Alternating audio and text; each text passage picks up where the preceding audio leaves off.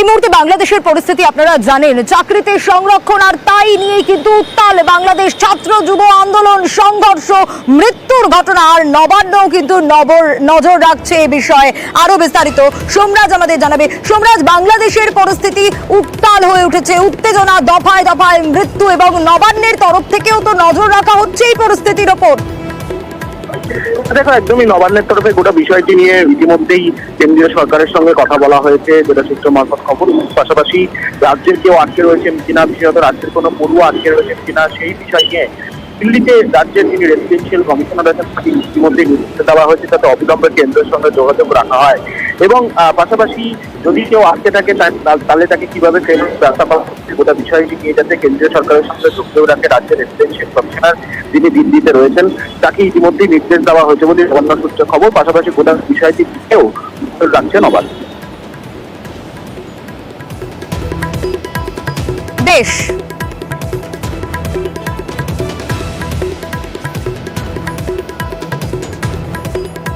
আর এবার জীবনতলার পিয়ালি, সেখানে যে রহস্যময় ল্যাবরেটরি, সেদিকে আমাদের নজর রাখতে হচ্ছে। কারণ ইতিমধ্যে আপনারা জানেন বিশাল বাড়ি, আর সেখানে ল্যাবরেটরি। কি কারণ, কি কাজ হতো, কেন হতো, কবে তৈরি হলো, নানা প্রশ্ন কিন্তু ইতিমধ্যে উঠেছে। আরো বিস্তারিত অনুপ এ বিষয়ে আমাদের জানাবে। অনুপ, ঠিক কেন এই পরিস্থিতি তৈরি হলো, ঠিক কি কাজ হতো সেখানে? দেখো, পুলিশ সূত্রে যেটা আমরা জানতে পারছি যে এখানে যে ছোট ছোট বাজি তৈরি করা টাইপের সেটা তৈরি করা হতো, কিন্তু সেটার যে আড়ালে এই যে ল্যাব রয়েছে, সেখানে রাসায়নিক রয়েছে, প্রচুর বারুদ রয়েছে এবং সেখানে সেই ল্যাবে বিভিন্ন যন্ত্রাংশ রয়েছে। কি করে এই যে ল্যাব এবং সেই ল্যাবে যে কি তৈরি হতো সেটা কিন্তু তাদেরও কাছে ইতিমধ্যে গোপন রয়েছে। কারণ ইতিমধ্যে পুলিশ এই যে বাজি কারখানার যে মালিক সহ নজরকে গ্রেপ্তার করেছেন এবং তাদের আলিপুর আদালতে পাঠানো হচ্ছে এবং নিজেদের হেফাজতে নেওয়ার জন্য আদালতে তারা আবেদন জানাবে। 7 দিনের পুলিশ হেফাজত চাওয়া হবে বলে পুলিশ সূত্রে জানতে পারা যাচ্ছে। এই যে বাজি কারখানা বলে এলাকার মানুষজন বলছে, তবে যে এর ভিতরে কি হতো তারা কিন্তু জানতো না। কারণ এর মধ্যে প্রায় 20 থেকে 22 জন মহিলা প্রবেশ করতো। কারণ পেল্লাই এই বাড়িটায় একটা ছোট্ট মতো কি পৌঁছে গিয়েছে সেখানে আজকে। দেখো, ইতিমধ্যে পুলিশ সূত্রে যেটা জানা যাচ্ছে যে তারা এইখানে ঘটনাস্থলে আসবে এবং সেখানে কিন্তু এই যে বোমগুলো বা বাজিগুলো হচ্ছে উদ্ধার হয়েছে সেগুলো হচ্ছে ডিসপোজাল করা হবে। তবে ইতিমধ্যে তারা এখানে এসে পৌঁছায়নি, তবে তারা ইতিমধ্যে গন্তব্যস্থলের উদ্দেশ্যে রওনা দিয়েছে বলে পুলিশ সূত্রে জানতে পারা যাচ্ছে। বেশ অনুপ, একেবারে স্থানীয়দের চোখে ধুলো দিয়ে এই কাজ চলতো, স্থানীয়রা টের পর্যন্ত পাননি। শুনুন। এই কারখানাটা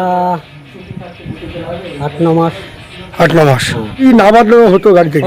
এখানে তো ইট নামাতো, বালি নামাতো, সিমেন্ট নামাতো, মাটি নামাতো, আরো এই সমস্ত। স্যার, এটা তো আমরা জানি যে বাজির কারখানা হচ্ছে, অন্য কোনো নাম শুনি যে বাজির কারখানার নাম হচ্ছে এখানে। কতজন এখানে কাজ ফাজ করতে এরকম কিছু জানেন? মহিলারা করতে নগদে অন্তত 20-25-30 জন মহিলারা সব এই সমস্ত এলাকার মধ্যে। আর এবার হাওড়ার জগৎবল্লভপুরের একটা ঘটনা আপনাদের দেখাবো। স্ত্রী, তার প্রেমিক ও তার সঙ্গীদের হাতে একজনকে হামলার শিকার হতে হয়। কিন্তু কেন সেই ব্যক্তির ওপর হামলা, একেবারে বাড়িতে ঢুকে হামলা করা হয় তার ওপর, এবং কি কারণ, মূলত নানা প্রশ্ন উঠছে ইতিমধ্যে। দেবাশিস আমাদের জানাবে। দেবাশিস, কেন এই হামলা, কার উপরেই হামলা হলো, কেনই বা হলো?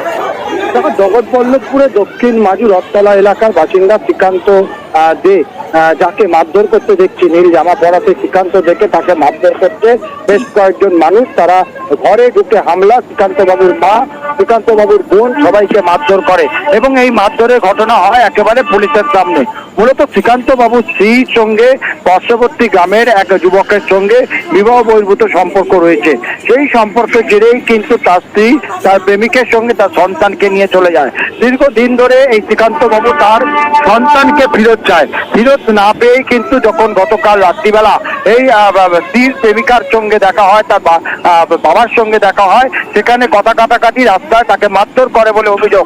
আর সেই কারণে শ্রীকান্ত বাবুর বাড়িতে ঢুকে তন্ময় নায়ক এবং তার লোকজন, তার বাড়ির লোকজন, তার পাড়ার এলাকার লোকজন গিয়ে ব্যাপকভাবে হামলা চালায় এবং পরবর্তীকালে জগৎবল্লভপুর থানার পুলিশ গিয়ে শ্রীকান্ত বাবুকে উদ্ধার করে। তবে প্রশ্ন চিহ্ন হচ্ছে এখানেই, যেখানে পুলিশ দাঁড়িয়ে থাকা সত্ত্বেও কিভাবে পরের পর এরকম হামলা হলো তা নিয়ে কিন্তু পুলিশের ভূমিকা নিয়ে প্রশ্ন চিহ্ন থেকেই যাচ্ছে। সোনিয়া, বেশ।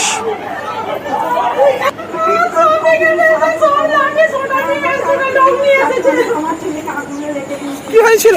আমাকে ধরে কেন কেন হঠাৎ হঠাৎ কেন? হঠাৎ আমার বউকে নিয়ে চলে যায়।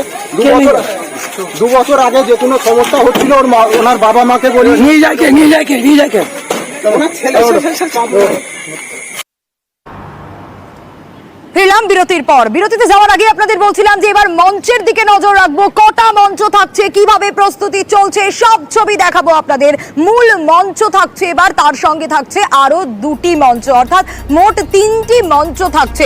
কত বাই কত ফুটের মঞ্চ, কতটা প্রস্তুতি এই মুহূর্তে নেওয়া হচ্ছে, সেই ছবিটা আপনাদের সরাসরি দেখাবে বিশ্বজিৎ রয়েছেন আমাদের সঙ্গে। বিশ্বজিৎ, এবারে 3টে মঞ্চ থাকছে, একটু সেই ছবিটা দেখতে চাইবো এবং প্রস্তুতি কতটা তুঙ্গে সেটাও জানতে চাইবো তোমার কাছ থেকে।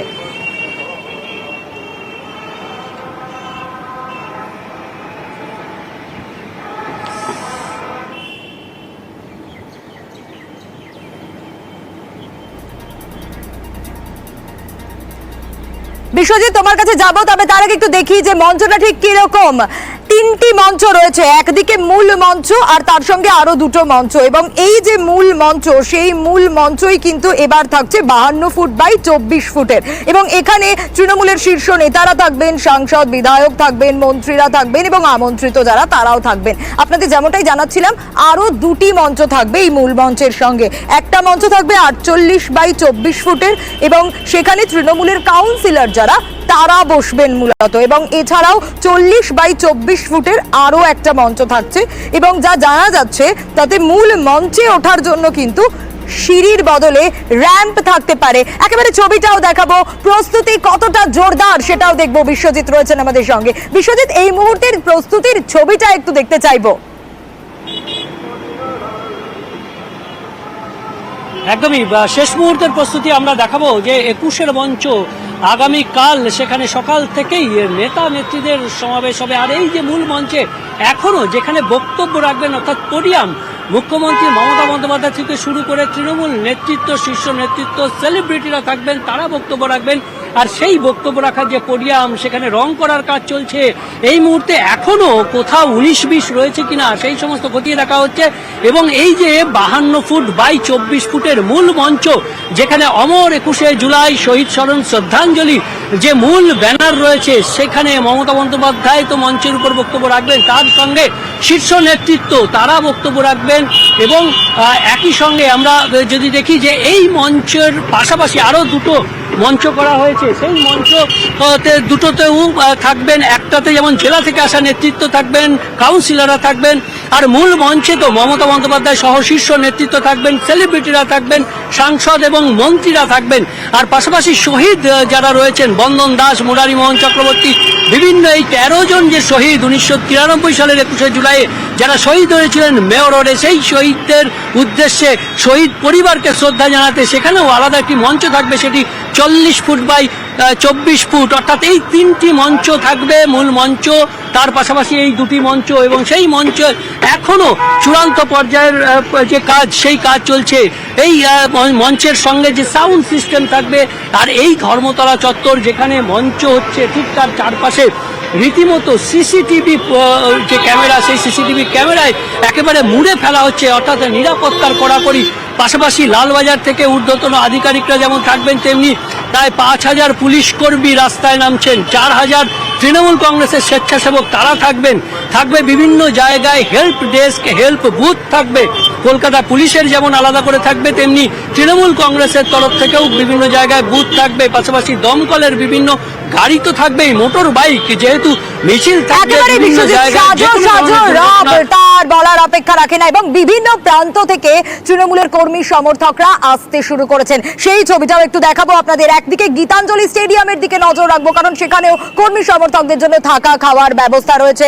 অন্যদিকে ক্ষুদিরাম অনুশীলন কেন্দ্র, সেদিকেও আমরা নজর রাখবো। আমাদের দুই প্রতিনিধি দুই প্রান্ত থেকে রয়েছেন, একদিকে রৌনক রয়েছেন গীতাঞ্জলি স্টেডিয়াম থেকে, অন্যদিকে আমাদের সঙ্গে অমিত রয়েছেন ক্ষুদিরাম অনুশীলন কেন্দ্র থেকে। অমিতকে একটু সঙ্গে থাকতে বলবো, রৌনকের কাছেই আগে যাই। রৌনক, বিভিন্ন প্রান্ত থেকে কর্মী সমর্থকরা তৃণমূলের আসতে শুরু করেছে, মমতা বন্দ্যোপাধ্যায় কি বার্তা দেন সেদিকে নজর থাকবে সবার।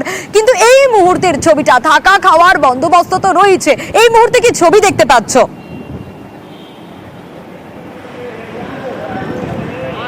দেখো গীতাঞ্জলি স্টেডিয়ামে মূলত মালদা এবং মুর্শিদাবাদ থেকে যে সমস্ত কর্মীরা রয়েছেন তৃণমূল কংগ্রেসের তাদেরকে থাকা এবং খাবার বন্দোবস্ত করা হয়েছে। সকাল থেকেই তারা কিন্তু আসতে শুরু করেছে, ইতিমধ্যে তাদের মধ্যে উন্মাদনার চিত্র কিন্তু দেখতে পাচ্ছ। অর্থাৎ আগামীকাল এই যে 21শে জুলাই তাদের মেগা সমাবেশ, সমাবেশকে কেন্দ্র করে তাদের মধ্যে যে উন্মাদনা সেই চিত্র ফুটে উঠছে এবং পশ্চিমবঙ্গের বিভিন্ন প্রান্ত থেকে তারা আজকে আসছেন এবং আগামীকাল তারা কিন্তু এই সমাবেশে যোগ দেওয়ার জন্য একেবারে প্রস্তুত। আমরা কথা বলবো তাদের সঙ্গে, কথা বলে আরো কতজন আসছে আপনাদের জেলাতে? তো আমরা আমাদের জেলা থেকে তো প্রচুর লোক আসে, কিন্তু যেহেতু আমরা হরিশ্চন্দ্রপুর 2 আমাদের প্রেসিডেন্টও আছে, তো আমাদের এখান থেকে প্রায় 1800 মতো লোক চলে এসেছে, আরও আজকে আসবে। আর আগামীকাল কি বার্তা শুনতে চাইছেন আপনার জননেত্রী? দেখুন, আমাদের প্রতিবারই আমরা আসি, আর দিদি যে হিসাবে আমাদেরকে বার্তা দেয় সেই হিসাবে সারা বছরই আমরা কিন্তু ওই তার যে বার্তা দেন সেটাকে আমরা ফলো আপ করি। একেবারেই ইতিমধ্যে কিন্তু তারা এসে গেছেন মালদা থেকে এবং এছাড়াও মুর্শিদাবাদ বিভিন্ন প্রায় 3000 জনের কাছাকাছি তৃণমূল কংগ্রেস কর্মীরা এই গীতাঞ্জলি স্টেডিয়ামে এসে গেছে এবং এই গীতাঞ্জলি স্টেডিয়ামে প্রায় 20 থেকে 25,000 জন কর্মী সমর্থকদের করা হয়েছে, বিভিন্ন সুবিধা সুযোগ রয়েছে। এছাড়াও এখান থেকেই তাদেরকে কিন্তু আগামীকাল যে ধর্মতলার মূল মঞ্চ সেখানে বাসের মাধ্যমে নিয়ে যাওয়া হবে এবং আরও বেশ কিছু সমর্থকরা রয়েছেন যারা কিন্তু এখনো এই গীতাঞ্জলি স্টেডিয়ামে এসে পৌঁছাননি। আজ রাতের মধ্যেই তারা চলে আসবে। যেটা জানা যাচ্ছে মূলত মালদা মুর্শিদাবাদের যারা তৃণমূল কংগ্রেস কর্মীরা রয়েছে তারা কিন্তু এই স্টেডিয়ামে এসে থাকবেন এবং আগামীকাল এখান থেকেই রওনা দেবেন। একেবারেই রনক, একেবারেই সেই ছবিটাই আমরা দেখলাম এবং তাদের মধ্যে উচ্ছ্বাস নজরে আসছে। গীতাঞ্জলি স্টেডিয়ামের ছবিটা দেখছিলাম, কর্মী সমর্থকরা যারা আসছেন রীতিমতো উচ্ছ্বসিত তারা। মালদা থেকে এখন অবধি 5000 মতো লোক এসে গেছে, আরও এখানে 15,000 লোক আরও বেশি এখানে গীতাঞ্জলিতে 20,000 লোকের অ্যারেঞ্জমেন্ট করেছে। জলপাইগুড়ি মালদা কোনো কারণে আমরা হেরে গেছি, বাট সেটাকে আমাকে ইম্প্রুভ করার জন্য বা আমাদের নেত্রী, আমাদের অভিষেক ব্যানার্জি, মমতাদি, এরা যেভাবে আমাদের নেতৃত্ব দেবে কীভাবে ইম্প্রুভ করতে হবে। আগামী দিন 2026-এ আমরা 254-টার মধ্যে 280টা সিট পাবো। আর মালদার থেকে আমরা 8টা ছিল, এটা 12-0 করবো। শহীদ তর্পণ তো রয়েছে, তারই সঙ্গে সঙ্গে দলনেত্রী কি বার্তা দেন, কারণ কর্মী সমর্থকরা সারা বছর সেই দলনেত্রীর কথার উপর ভিত্তি করেই চলেন। আমরা নজর রাখবো এবার ক্ষুদিরাম অনুশীলন কেন্দ্রের দিকে। অমিত রয়েছেন আমাদের সঙ্গে। অমিত, ছবিটা আমরা দেখছিলাম গীতাঞ্জলি স্টেডিয়ামের, একেবারে সাজো সাজো রব, যেন সেখানেও কর্মী সমর্থকরা উচ্ছ্বসিত। কি বন্দোবস্ত করা হয়েছে, তুমি এই মুহূর্তে যেখানে রয়েছো একটু জানতে চাইবো।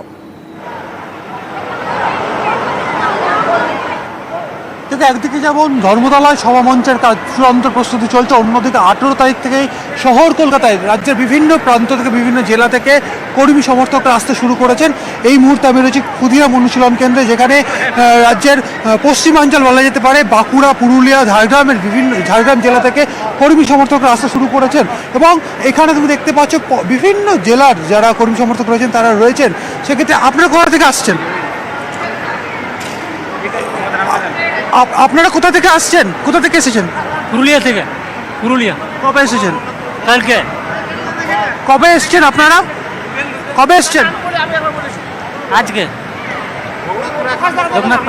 এখানে দেখো পুরুলিয়া, বাঁকুড়া, ঝাড়গ্রামের সাথে মুর্শিদাবাদের শামশেরগঞ্জের কিছু কর্মী সমর্থক তারাও রয়েছেন, মহিলারা রয়েছেন। আমরা দেখতে পাচ্ছি সেই ছবি।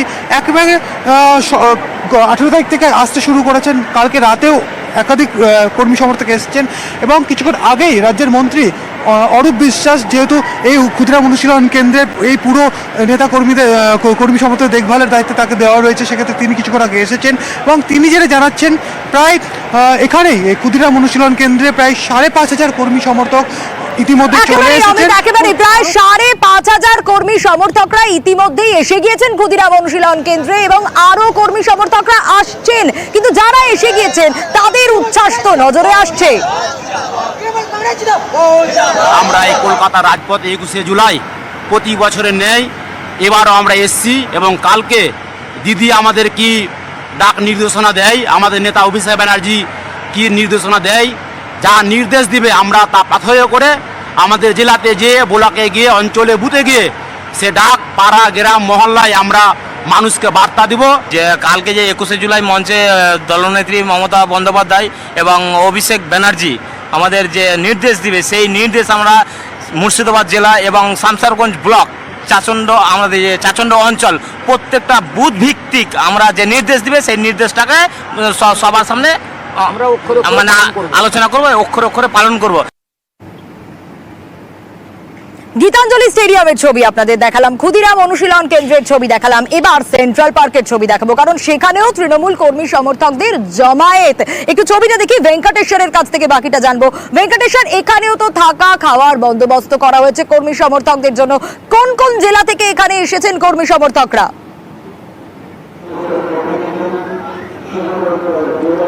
দেখো, রাত পোহালে 21-এর সমাবেশ, তার আগে রাজ্যের বিভিন্ন প্রান্ত থেকে কলকাতায় যে সমস্ত তৃণমূল কর্মী সমর্থকদের থাকার জায়গা ব্যবস্থা করা হয়েছে, খাওয়ানোর ব্যবস্থা করা হয়েছে, সেই রকমই একটি জায়গা হচ্ছে বিধাননগরের সেন্ট্রাল পার্ক। সেখান থেকেও আমরা দেখতে পাচ্ছি সকাল থেকে তৃণমূল কর্মী সমর্থকদের ভিড়, এবং মূলত সেন্ট্রাল পার্কে উত্তরবঙ্গের সমস্ত জেলার যারা তৃণমূল কংগ্রেস কর্মী সমর্থক রয়েছেন তাদের থাকা খাওয়ার ব্যবস্থা করা হয়েছে, এবং এভাবেই একেবারে টেন্ট করা হয়েছে। বিভিন্ন যে জেলা, সেই সমস্ত জেলার বিভিন্ন আলাদা আলাদাভাবে টেন্ট করা হয়েছে, এবং এখানেই তৃণমূল কংগ্রেস কর্মী সমর্থকরা তারা আসছেন, এবং আজ এখান থেকেই সকাল থেকে তারা একেবারে ভেঙ্কটেশ্বর সেই ছবিটাই আমরা দেখছি, একেবারে সেই ছবিটাই আমরা দেখছি, একেবারে চারিদিকে সাজো সাজো রব।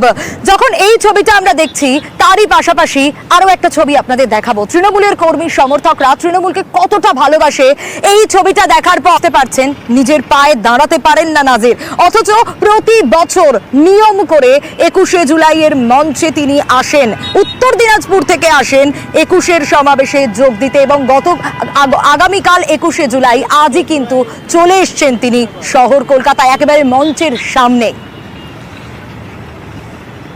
নাজির আলম, ইসলামপুর, উত্তর দিনাজপুরে বাড়ি। তাই মমতা বন্দ্যোপাধ্যায়ের ভাষণ শোনার আকর্ষণ আর 21-এর সমাবেশের আলাদা আকর্ষণ। তাই 21শে জুলাই বাড়িতে থাকতে পারেন না, আগে থেকেই চলে আসেন। আর 21শে জুলাইয়ের সমাবেশে দিদিকে কতটা কাছ থেকে দেখবেন সেটা ঠিক নেই, তাই মঞ্চটাকে কাছ থেকে দেখতে এই 20শে জুলাই হাজির হয়েছেন মঞ্চ দর্শনে উত্তর দিনাজপুরের নাজির আলম। নিজে বিশেষভাবে সক্ষম, নিজের পায়ে দাঁড়াতে পারেন না, তাই হেঁটে হেঁটে এভাবেই হেঁটে হেঁটে এসেছেন, বসে বসে এসেছেন। ক্যামেরায় বিপুল ঘোষের সঙ্গে বিশ্বজিৎ, নিউজ 18 বাংলা।